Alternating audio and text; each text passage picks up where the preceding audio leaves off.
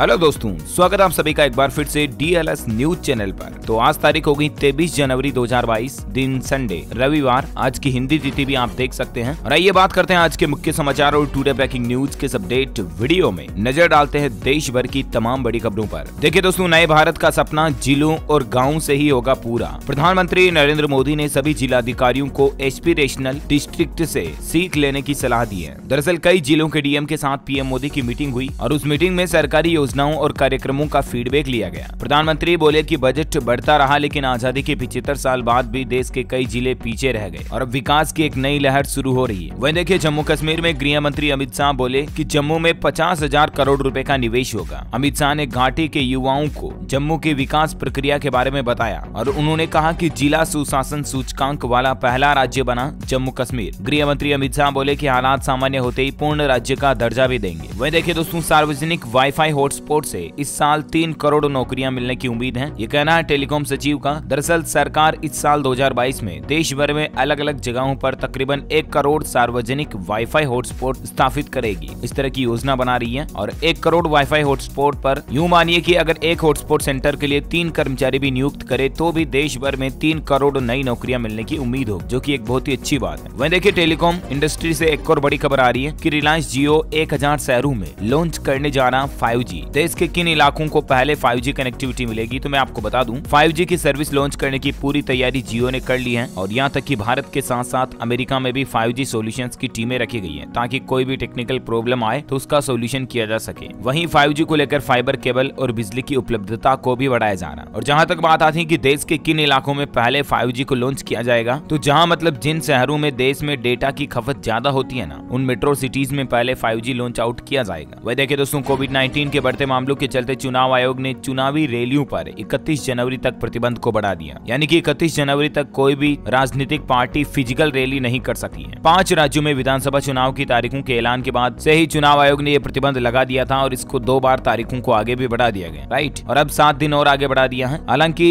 राजनीतिक पार्टियों के प्रचार करने वाले लोग घर घर जाकर प्रचार में अब 5 की जगह 10 लोग जा सकेंगे। इस नियम में भी इलेक्शन कमीशन की तरफ से राहत दी गई है। अच्छा, इसके अलावा छोटी सभाओं पर छूट रहेगी, लेकिन किसी भी तरह के रोड शो और फिजिकल रैली पर प्रतिबंध 31 जनवरी तक जारी रहेगा। ये कहना है चुनाव आयोग का। हालांकि दोस्तों, 31 जनवरी के बैन के बाद कुछ राज्यों को राहत भी मिलेगी, जिसमें देखिए उत्तर प्रदेश में चुनाव आयोग ने 500 लोगों के साथ चुनावी रैली करने की इजाजत देने की घोषणा की है, लेकिन 1 फरवरी के बाद ही चुनाव आयोग ने उत्तर प्रदेश, गोवा और उत्तराखंड राज्य में चुनाव प्रचार को लेकर बड़ी राहत दी है। अच्छा, यूपी में पहले चरण के मतदान के लिए 500 लोगों की रैली की जाने की इजाजत होगी फरवरी में। इसी तरह से उत्तराखंड में भी 500 लोगों के साथ फिजिकल रैली कर पाएंगे। वहीं देखिए दोस्तों, सुप्रीम कोर्ट में इस तरह की याचिका भी लगाई गई कि चुनाव में मुफ्त सुविधाओं की घोषणा करने वालों पर कार्रवाई की जाए। मतलब आजकल अभी चुनावी माहौल चल रहा है और इसमें कई राजनीतिक पार्टियां यूं ही उल्टी सुल्टी घोषणाएं कर देती हैं कि अगर हमारी सरकार बनी तो सबको घूमने के लिए एक घोड़ा देंगे, है ना, मतलब फ्री में ये देंगे वो देंगे फलाना ढीम का। बहुत तरह की फालतू घोषणाएं जो कई तरह की राजनीतिक पार्टियां चुनावी माहौल के दौरान कर रही है, राइट। जबकि हकीकत ये है कि चुनाव जीतने के बाद उन्हीं के वादों को वो खुद भूल जाते हैं। तो ऐसे फालतू वादों को लेकर सुप्रीम कोर्ट में इस तरह की याचिका भी लगाएगी कि चुनाव में जो फालतू की मुफ्त सुविधाएं देने की घोषणा करने वाले हैं ना, उन पर कार्रवाई की जाए और यहाँ तक कि उनकी पार्टी की मान्यता को ही रद्द करने की मांग की गई है। और अब देखते हैं दोस्तों कि माननीय उच्च न्यायालय की तरफ से इस पर क्या फैसला आता है। जो भी अपडेट आएगा मैं आपको बता दूंगा। वही देखिए दोस्तों, परीक्षा पे चर्चा कार्यक्रम के लिए रजिस्ट्रेशन डेट को सरकार ने एक बार फिर से बढ़ा दिया है। अब आप चाहें तो 27 जनवरी तक इसमें रजिस्ट्रेशन करवा सकते हैं। आपको बता दूं, परीक्षा पे चर्चा कार्यक्रम में कक्षा 9वीं से लेकर 12वीं तक के छात्र छात्राओं और उनके माता पिता और टीचर्स के साथ PM मोदी खुद संवाद करेंगे, बातचीत करेंगे। आप भी इस कार्यक्रम का हिस्सा बनना चाहते हैं तो mygov.in पोर्टल पर जाकर अपना रजिस्ट्रेशन कर सकते हैं। ओके,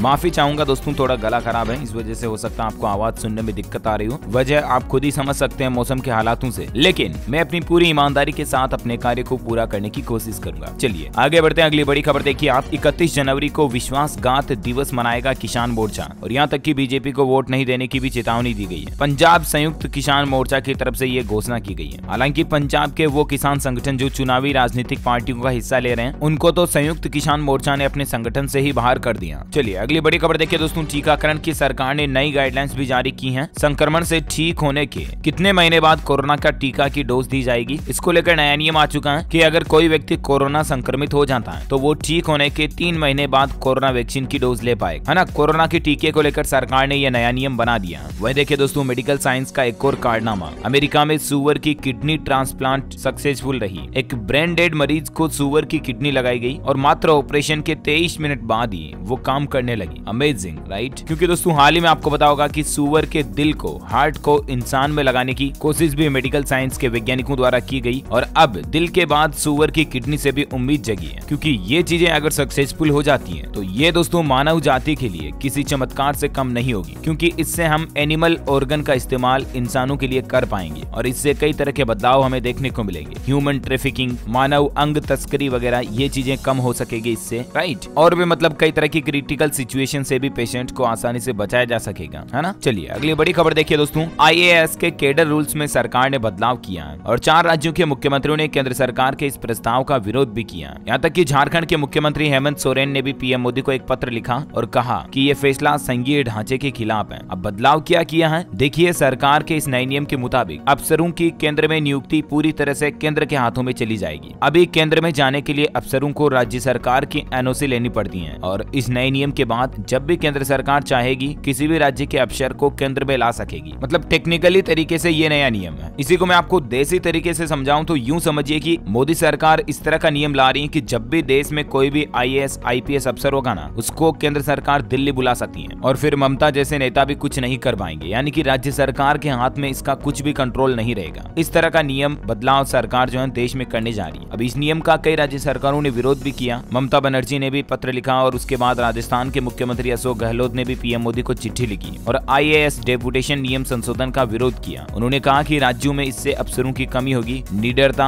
और निष्ठा में कमी आएगी। वैसे दोस्तों आपको क्या लगता है कि सरकार का यह फैसला सही है या गलत? आप मुझे कमेंट्स करके बताइएगा नीचे जरूर। अच्छा वहीं देखिए बड़ी खबर, इस राज्य में बढ़ गई एक्सपायर्ड ड्राइविंग लाइसेंस की वैलिडिटी। सरकार ने कोरोना के चलते इस तरह का बड़ा फैसला लिया है। बात है दोस्तों राजधानी दिल्ली की। दिल्ली के परिवहन मंत्री कैलाश गहलोत ने कल शाम को ये बात की घोषणा की कि 1 फरवरी 2020 से 31 जनवरी 2022 तक के बीच में जिन भी लोगों की ड्राइविंग लाइसेंस की वैलिडिटी समाप्त हो रही है ना, उसको अब 2 महीने और आगे बढ़ा दिया जाता है। यानी कि 31 मार्च 2022 तक का समय रहेगा अब आपके पास इन डॉक्यूमेंट्स को रिन्यूअल कराने का। तब तक आपसे कोई किसी तरह का ट्रैफिक पुलिस वगैरह जुर्माना नहीं लेगी, चाहे आपका ड्राइविंग लाइसेंस एक्सपायर भी क्यों ना हो रहा हो, है ना। 2 महीने इस तारीख को और आगे बढ़ा दिया। अच्छा वहीं ऑटोमोबाइल इंडस्ट्री से बड़ी खबर देखिए दोस्तों, महंगी हुई टाटा पंच। नई कीमतों के बाद अब बेस वेरिएंट भी 16,000 रुपए महंगा हो चुका है। हालांकि टॉप वेरिएंट में 10,000 तक का डिस्काउंट अभी चल रहा है। वहीं ऑटो इंडस्ट्री से एक और खबर देखिए आप, हीरो X+ 200 4V की भी बुकिंग शुरू हो चुकी है। इस एडवेंचर बाइक को आप मात्र 10,000 रुपए का अमाउंट देकर ऑनलाइन ही बुक कर सकते हैं। ये बाइक भी अब 2,000 रुपए महंगी हो चुकी है ना। और वहीं दोस्तों खेल समाचार पर बड़ी खबर देखिए, इस बार IPL 2022 का आयोजन भारत में ही होगा। मुंबई में बिना भीड़ के मैच आयोजित होंगे। जी हाँ, 27 मार्च से मुंबई में IPL 2022 की शुरुआत होगी और ये IPL के मैच वानखेड़े, ब्रेबोर्न और DY स्टेडियम में खेले जाएंगे और अगर हालात बिगड़े तो पुणे भी शिफ्ट हो सकते हैं। इस तरह का मतलब इस साल IPL का शेड्यूल बन रहा है। वहीं इस बार आपके कुछ चहेते खिलाड़ी IPL में नहीं शामिल होंगे। IPL ऑक्शन से ही पहले कई दिग्गजों ने वॉकआउट कर लिया। स्टोक्स रूट ने टेस्ट क्रिकेट पर ध्यान देने के लिए IPL से अपना नाम वापस ले लिया, तो आर्चर 100% फिट नहीं है और क्रिश गेल भी इस बार IPL के मैच नहीं खेलेंगे। वहीं दोस्तों स्पोर्ट्स न्यूज से एक और बड़ी खबर देखिए, कोरोना की वजह से West Indies tour to India का शेड्यूल भी चेंज हो चुका है। 6 नहीं अब सिर्फ 2 शहरों में खेले जाएंगे मैच। कहने का मतलब दोस्तों वेस्ट इंडीज सीरीज का भी शेड्यूल बदल चुका है। सिर्फ 2 ही शहरों में सभी मुकाबले खेले जाएंगे। 6 फरवरी को पहला वनडे मैच शुरू होगा। अब इसके शेड्यूल वगैरह की डिटेल्स आप देख सकते हैं। अच्छा वहीं भारत के लिए एक अच्छी खबर देखिए, ICC U19 world cup update कि भारत ने एक तरफा मुकाबले में युगांडा को 326 रन से हराया। लगातार 3 जीत के साथ क्वार्टर फाइनल में पहुंच चुकी है टीम इंडिया। वहीं दोस्तों खेल जगत से एक दुख भरी खबर आ रही है, दिग्गज फुटबॉलर सुभाष भौमिक का निधन हो चुका है। 72 साल की उम्र में उन्होंने अंतिम सांस ली। इन्होंने 1970 के एशियाई खेलों में देश को ब्रॉन्ज मेडल भी दिलाया था। ईश्वर इनकी आत्मा को शांति दे, हमारी यही प्रार्थना है। चलिए अगली बड़ी खबर देखिए, पंजाब के पूर्व मुख्यमंत्री कैप्टन अमरिंदर सिंह ने पटियाला सीट से चुनाव लड़ने का ऐलान किया। उन्होंने कहा कि पीएम मोदी की उपलब्धियों पर मांगूंगा वोट। वह देखिए गोवा में बीजेपी को एक और बड़ा झटका लगा। पूर्व मुख्यमंत्री लक्ष्मीकांत पार्सेकर ने भी दिया इस्तीफा। अच्छा दोस्तों इस बार गणतंत्र दिवस में आपको कई बड़े बदलाव और अनोखे नजारे देखने को मिलेंगे। इस साल 26 जनवरी की परेड भी खास होगी। 1965 से 1971 के युद्ध में इस्तेमाल किए गए सेंचुरियन टैंक समेत कई अन्य सैन्य हथियार भी आपको प्रदर्शन में दिखाई देंगे। तो वहीं गणतंत्र दिवस की परेड में इस बार जल शक्ति मंत्रालय की झांकी भी शामिल होगी, जो कि दुनिया के सामने पीएम मोदी के जल ही धन के मिशन की सोच को प्रेजेंट करेगी। वह देखिए गणतंत्र दिवस पर इस बार एक अनोखा तरीका भी अपनाया गया। इनविटेशन कार्ड जो होते हैं ना, निमंत्रण पत्र, वो बीज से बनाए गए हैं सरकार ने, जिससे कि औषधीय पौधे उगेंगे, यानी कि राष्ट्रीय पर्व का इको फ्रेंडली कार्ड बनाया जा रहा। Amazing right. वह देखिए दोस्तों रिपब्लिक डे सेरेमनी से बापू की पसंदीदा भजन को हटा दिया गया, जिसको 1950 से लगातार बजाया जा रहा था। दरअसल बीटिंग रिट्रीट धुन को, जो कि गांधी जी की पसंदीदा धुन थी, उसको अब गणतंत्र दिवस सेरेमनी में नहीं बजाया गया। इस साल इसको हटा दिया गया। इसके अलावा अबाइड विद मी को भी जगह नहीं मिली है। हालांकि आपको बता दूं दोस्तों, साल 2020 में भी इसे रिपब्लिक डे फेस्टिवल से हटाया गया था, लेकिन काफी विवाद और विरोध के बीच इसे 2021 में शामिल कर लिया गया था, लेकिन वापस 2022 में इसको नहीं लिया गया। वह देखिए गणतंत्र दिवस परेड में इस बार 16 मार्चिंग दल, 17 सैन्य बैंड और कुल 25 झांकियां हिस्सा लेगी। साथ ही बुजुर्ग और बच्चे कार्यक्रम में शामिल नहीं होंगे, सिर्फ जवान ही परेड करेंगे और कुल मिलाकर के सीमित रूप से प्रोग्राम को रखा जाएगा। ज्यादा भीड़ भाड़ इस बार नहीं की जाएगी, क्योंकि कोरोना के चलते लिमिटेड तरीके से फेस्टिवल आयोजित किया जाएगा, है ना। वही दोस्तों गोल्डन बॉय भी इस बार 26 जनवरी की परेड में आपको नजर आएंगे। वो हरियाणा की झांकी का हिस्सा बनेंगे और सरकार ने खिलाड़ियों को इस दिवस पर खास सम्मान देने का फैसला भी किया,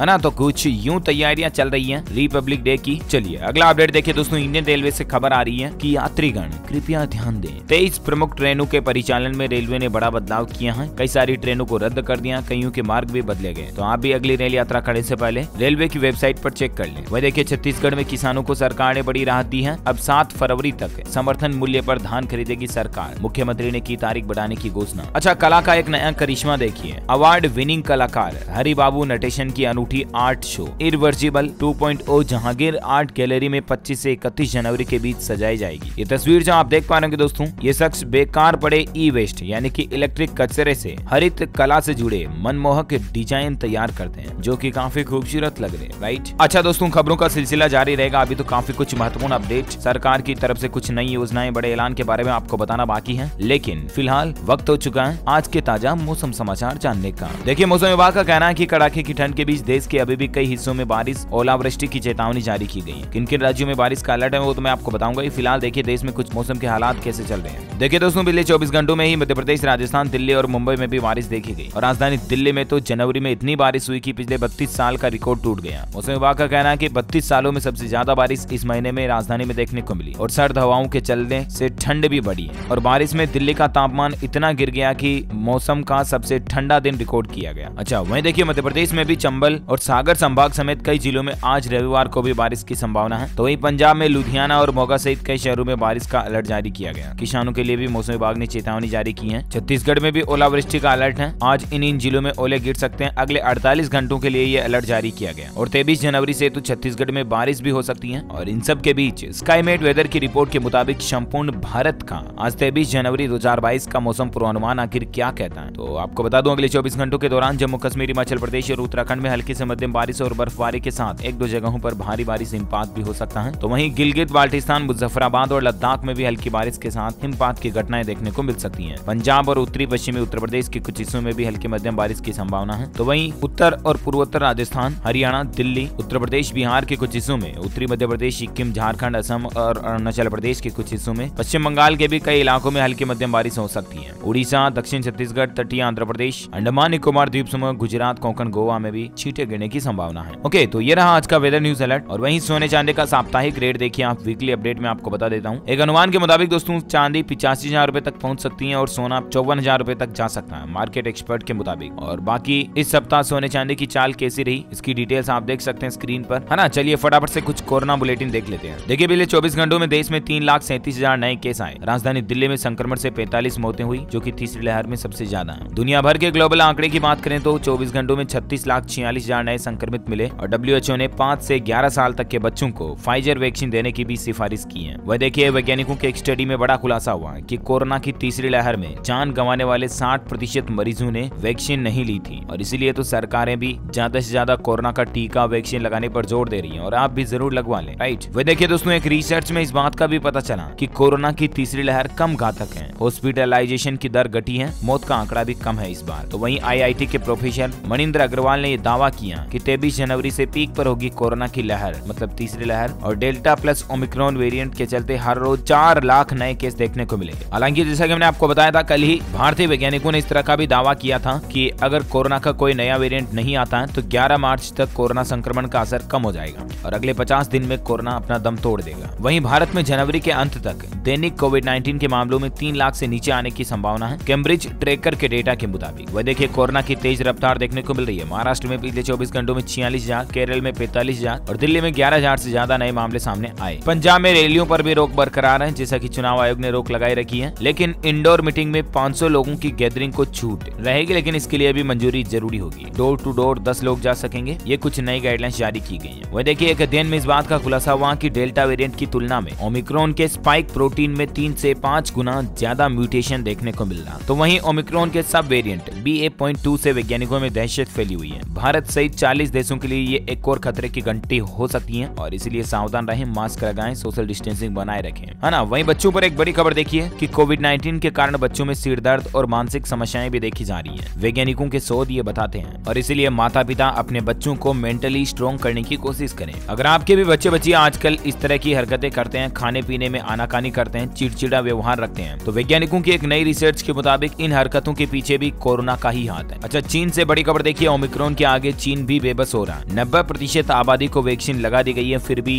अधिकतर लोगों में एंटीबॉडी बनी ही नहीं है और चीन के 30 शहरों में वायरस का लोकल ट्रांसमिशन भी शुरू हो चुका है। चीन के कई इलाकों में तो इस कदर लॉकडाउन लगा हुआ है कि लोगों को खाने पीने की व्यवस्थाएं भी प्रॉपर नहीं मिल पा रही है। अच्छा दोस्तों, कोरोना के बाद कुछ एजुकेशनल अपडेट देखिए आप। महाराष्ट्र बोर्ड ने 10वीं और 12वीं की परीक्षा तिथियों पर एक अनाउंसमेंट किया और वो ये कि प्रैक्टिकल परीक्षाएं तो 14 फरवरी से शुरू हुई, लेकिन महाराष्ट्र बोर्ड का कहना है कि अभी तक थ्योरेटिकल एग्जाम की डेट नहीं आई है और इसलिए मीडिया के किसी भी अनऑफिशियल शेड्यूल पर आप बिलीव ना करें, बल्कि बोर्ड की ऑफिशियल वेबसाइट पर विजिट करते रहें, है ना। वह देखिए उत्तर प्रदेश में इलाहाबाद विश्वविद्यालय 28 जनवरी तक फिर से बंद हो चुका है। ऑनलाइन मोड में चलेगी यूजी और पीजी की कक्षाएं और सिर्फ ये यूनिवर्सिटी ही नहीं बल्कि दोस्तों उत्तर प्रदेश में कोरोना संक्रमण तथा ठंड के कारण सभी शैक्षणिक संस्थानों को अब 30 जनवरी तक बंद करने का फैसला लिया गया। यूपी के सभी प्राइमरी से लेकर यूनिवर्सिटी तक के संस्थान अब 30 जनवरी तक बंद रहेंगे, है ना। वहीं देखिए कोविड-19 के बीच तमिलनाडु के कॉलेजों में 1 से 20 फरवरी के बीच ऑनलाइन सेमेस्टर के एग्जाम शुरू हो जाएंगे। वहीं राजस्थान में RSMSSB ने फायरमैन ऑफिसर परीक्षा के लिए एडमिशन कार्ड जारी कर दिए, ऑफिशियल पोर्टल से डाउनलोड कर लीजिएगा। अच्छा, एक सरकारी नौकरी को लेकर अपडेट आ रहा। दक्षिण पूर्व रेलवे ने लेवल 2, 3, 4, 5 के कई पदों पर वैकेंसी निकाली है। हालांकि पोस्टों की संख्या ज्यादा नहीं है, 21 ही है। 2 फरवरी लास्ट डेट है, तब तक आप अप्लाई कर सकते हैं। वहीं JSSC ने यानी कि झारखंड कर्मचारी चयन आयोग ने भी परीक्षा का कैलेंडर जारी कर दिया। 2022 में JSSC के कौन कौन से एग्जाम कब होंगे इसकी जानकारी आप ऑफिशियल वेबसाइट पर एग्जाम शेड्यूल में चेक कर लीजिएगा। ओके, वह देखिए राजस्थान सरकार 100% माइनॉरिटी स्टूडेंट्स को स्कॉलरशिप दिलाई। केंद्र से रिजेक्ट हो तो राज्य में सेलेक्ट होंगे। 3,56,000 स्टूडेंट्स ने इसके लिए अप्लाई भी कर दिया। राज्य की गहलोत सरकार राज्य के सभी सरकारी और प्राइवेट एजुकेशन इंस्टीट्यूट्स में रेगुलर पढ़ रहे 100% अल्पसंख्यक छात्र छात्राओं को स्कॉलरशिप देने की प्लानिंग बना रही। अब इसकी ज्यादा डिटेल्स आप स्क्रीन पर देख सकते हैं। ओके, तो कुछ एजुकेशनल खबरों के बाद फटाफट से देश से जुड़ी कुछ और हेडलाइंस न्यूज सुर्खियां देख लेते हैं। देखिए दोस्तों, मार्केट अपडेट। 5 दिन में 15% घाटा देखा गया भारत के शेयर मार्केट में। जोमेटो, पेटीएम, पॉलिसी बाजार और कार ट्रेड के शेयर पिट गए। अभी ये हाई लेवल से 51% तक भी टूट गए कई सारे शेयर। पेटीएम ने भी ग्राहकों को बड़ा झटका दिया, निवेशकों के पैसे डूब गए। अब तक 744 अरब रुपए घाटे में चले गए निवेशकों के। और ये हालात सिर्फ दोस्तों इंडियन शेयर मार्केट में ही नहीं चल रहे हैं। देखिए आप, अमेरिका में भी इसी तरह के हालात चल रहे हैं। अमेरिकी शेयर मार्केट भी 2 साल के सबसे निचले स्तर पर चल रहा है और मार्केट में इतनी बड़ी गिरावट के पीछे कुछ तो ये कोरोना, ओमिक्रॉन वगैरह भी है और भी कुछ माइनर दूसरे फैक्टर भी है, राइट। वहीं कुछ और मार्केट अपडेट देखिए आप। 27 जनवरी को आएगा अडानी विल्मर का IPO। अगर आप इन्वेस्टमेंट वगैरह करना चाहते हैं तो अच्छी प्लानिंग हो सकती है। वहीं इस बार बजट 2022 में ज्यादातर कंपनीज के CEO की सरकार से ये राय दी जा रही है कि 8 से 9% तक रह सकती है GDP ग्रोथ। वहीं ऑटो पार्ट्स भी सस्ते हो सकते हैं क्योंकि इस बार के बजट में इंडस्ट्री GST को कम करने की भी मांग कर रही है। और बाकी तो यही देखते हैं कि सरकार 1 फरवरी को जब नया बजट पेश करेगी तो उसमें क्या कुछ फैसले लिए जाते हैं, मैं आपको बता दूंगा। ओके, वहीं बिटकॉइन क्रिप्टो करेंसी में भी लगातार भारी गिरावट आ रही है। निवेशकों को जमकर घाटा हो रहा। मार्केट के 75 लाख करोड़ रुपए तक घट चुका है। बिटकॉइन की कीमत में शुक्रवार को भी 12% की गिरावट देखी गई। चलिए वहीं देखिए दोस्तों, कल ही देश की माया नगरी मुंबई में एक बड़ा हादसा देखा गया। तारदेव इलाके की एक 20 मंजिला इमारत में भीषण आग लग गई और इसके कारण 7 लोगों की मौत हो गई, 15 घायल हो और मृतकों के परिजनों को 5-5 लाख रुपए का मुआवजा देने का भी सरकार ने ऐलान किया है। वह देखिए, भारत के केंद्र शासित प्रदेश लद्दाख में हिली धरती, भूकंप के झटके महसूस किए गए। रिएक्टर पैमाने पर 4.0 तीव्रता रही। हालांकि गनीमत रही कि जानमाल का नुकसान नहीं हुआ। और देखिए दोस्तों, कल ही जापान में भी 6.4 तीव्रता का भूकंप आया, 10 से ज्यादा लोग घायल हो गए। अच्छा वहीं देखिए अब आप सोना सीधे आयात कर सकेंगे, मतलब सराफा व्यापारी। इंडिया इंटरनेशनल बुलियन एक्सचेंज ने इसका रास्ता भी खोल दिया। डिटेल्स ज्यादा आप देख सकते हैं, है ना। और वहीं देखिए राष्ट्रीय बाल पुरस्कार विजेताओं को डिजिटल सर्टिफिकेट देंगे प्रधानमंत्री नरेंद्र मोदी, और ये सर्टिफिकेट कल सोमवार को ब्लॉकचेन टेक्नोलॉजी का इस्तेमाल करते हुए PMRBP के विजेताओं को दिया जाएगा। साथ ही खबर देखिए सेना ने बताया लद्दाख और जम्मू कश्मीर में तैनात जवानों के लिए ऐतिहासिक रहा साल 2021, क्योंकि आतंकी घटनाओं में कमी आई। ओके, तो इसी कड़ी में आज दिन भर की तमाम बड़ी खबरें, मुख्य समाचार का अपडेट वीडियो यहीं फिनिश होता है। और हाँ, आप मुझे कमेंट करके बताइए दोस्तों की हमारे देश के सिरमौर जम्मू कश्मीर से धारा 370 किस साल हटाएगी। In which year article 370 was removed from Jammu and Kashmir. Let me know in the comment box. जो लोग इस सवाल का सही जवाब इस वीडियो के नीचे कमेंट में देंगे ना, वो रेंडमली सेलेक्ट होने पर आप हमारी DLS न्यूज टीम की तरफ से जीत सकते हैं एक शानदार सरप्राइज गिफ्ट, जिसमें आपको mobile, computer, laptop, tablet, PC gadgets वगैरह कुछ भी जीतने का मौका मिलेगा। ओके, इसी के साथ ही अगर आपको वीडियो अच्छा लगा तो इसे लाइक करना, शेयर भी करना अपने दोस्तों के साथ फेसबुक और व्हाट्सएप पर, है ना। और बाकी तो सब बढ़िया। आपके क्या हाल चाल है मुझे कमेंट करके बताओ। बस थोड़ा सा गला खराब है जल्दी ठीक हो जाए, दुआ करो, है ना। और एक काम और करना, आप हमारे चैनल DLS न्यूज को अभी तक भी सब्सक्राइब नहीं किए हो ना, तो सब्सक्राइब कर लो। इससे होगा ये कि आप और हम आपस में जुड़े रहेंगे और रोजाना एक दूसरे के साथ इंफॉर्मेशन शेयर करते रहें। ख्याल रखना अपने आप का, अपने परिवार का। मिलेंगे अगले नेक्स्ट अपडेट में, तब तक के लिए thank you, take care, good bye, जय हिंद, जय भारत, वंदे मातरम।